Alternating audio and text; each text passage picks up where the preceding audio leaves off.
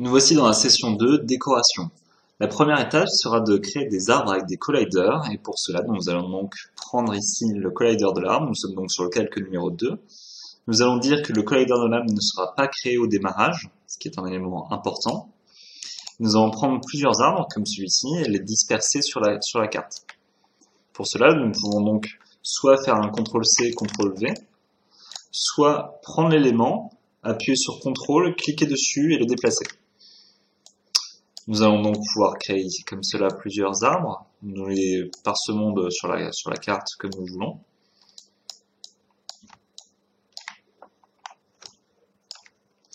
Et afin de réaliser des tests, nous allons prendre ici notre objet player, cliquer dessus, mouvement, type de mouvement, 8 directions. Par défaut, cette direction sera mise sur les flèches directionnelles. Si nous lançons le logiciel et que nous appuyons sur les flèches directionnelles, nous pouvons nous déplacer. Et nous passons à la fois au-dessus des arbres et au milieu des arbres, alors qu'il devrait y avoir un tronc et que ça ne devrait pas être possible. Ce que nous allons faire, c'est simplement que nous allons aller dans l'éditeur d'événements, créer un nouveau groupe d'événements, en faisant clic droit, insérer groupe d'événements, que nous allons appeler décoration.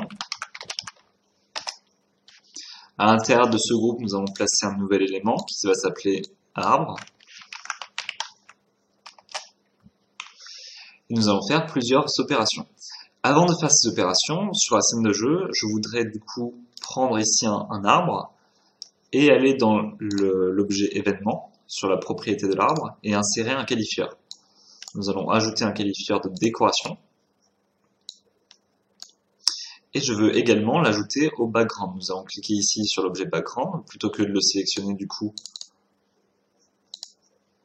en allant sur le calque 1 ici. On peut le prendre ici, simplement. Ajouter décoration. Je vais reverrouiller mon calque pour ne pas faire de bêtises. Et le fait d'avoir mis ces deux éléments sur ces qualifieurs sur ces deux éléments font que je vais pouvoir faire une programmation qui affectera les deux éléments à la fois plutôt que de faire la ligne de programmation deux fois. Vous voyez qu'ici mon élément décoration est apparu dans la programmation, donc je peux le mettre par exemple ici à gauche, à côté de mon élément background et à côté de mon élément arbre. Je peux lui-même mettre à côté de mon élément collider d'arbre. En début de scène, je vais faire du coup une condition. Donc ici, je clique sur nouvelle condition avec le clic gauche, clic droit sur cet élément, début de scène. Donc c'est une programmation qui va s'effectuer au tout début de la partie. Ce que l'on veut faire, c'est créer des colliders. Mais avant tout, on va sauvegarder du coup la position des éléments sur la scène.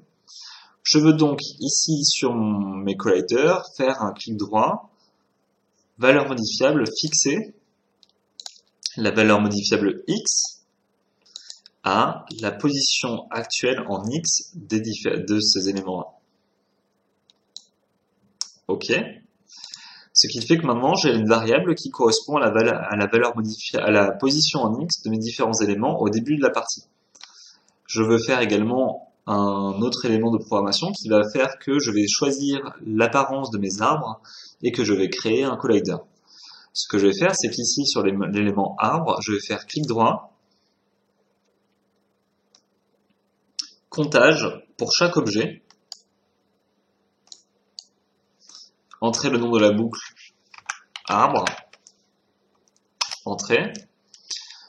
Donc pour chaque arbre, je lance une boucle qui va s'appeler arbre et je veux faire un élément de programmation pendant cette boucle. Ce que je fais, c'est que je fais ici une nouvelle condition.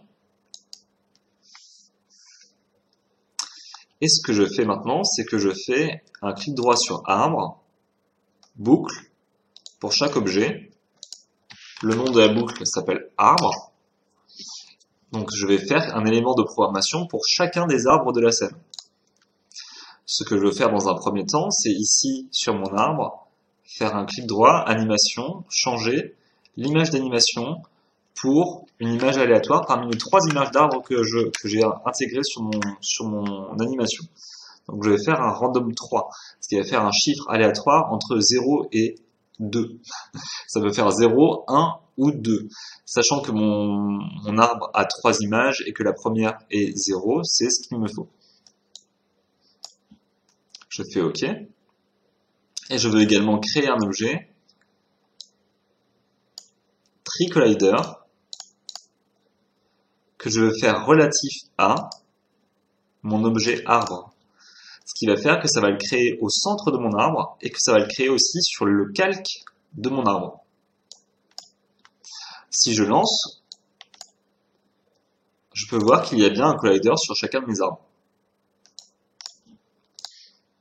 Je ne veux pas que mon collider soit visible, donc je peux cliquer ici sur TreeCollider visible en début de scène, enlever. Mais je peux également faire une condition qui va s'appeler une condition toujours pour que ordre passe devant. Ce qui fait que mon objet arbre sera toujours devant. Ce qui fait que avec mon personnage, je vais pouvoir passer sous l'arbre et je vais pouvoir créer d'autres éléments qui seront du coup en dessous de ces arbres, qui sont censés être la chose la plus haute de notre scène. Je peux fermer mon application.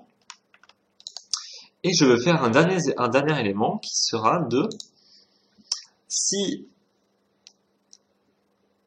un zombie est en train de passer au-dessus d'un arbre, ou on va dire si le joueur, pour l'instant, collision est au-dessus d'un autre objet, au-dessus de l'arbre, insérer, clic droit ici, limiter les actions, restreindre les actions à 10 centièmes. Et si, un dernier élément, si la vitesse mouvement du joueur comparée à la vitesse à une valeur, notre vitesse est supérieure par exemple à 5, alors je veux que la position en X de mon arbre bouge légèrement. Donc on va prendre ici notre position initiale, il nous fallait du coup une valeur initiale, donc on avait sauvegardé ça dans la valeur X, en référence à la position X, on aurait pu nommer une variable également. On va faire ça moins, par exemple 2, plus random 4.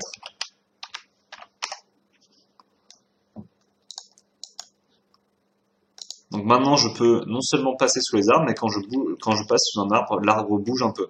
Seulement si je suis en train de bouger, si ma vitesse est supérieure à 5 comme je l'ai précisé. Le mouvement est un petit peu bizarre, on peut mettre simplement que ici, restreindre les actions à 5 centièmes plutôt par exemple. L'arbre bouge un peu mieux, ce qui nous servira notamment pour les zombies, pour nous prévenir qu'un zombie est en train d'arriver. Voilà pour cette étape, nous allons donc passer à la suite dans la prochaine vidéo.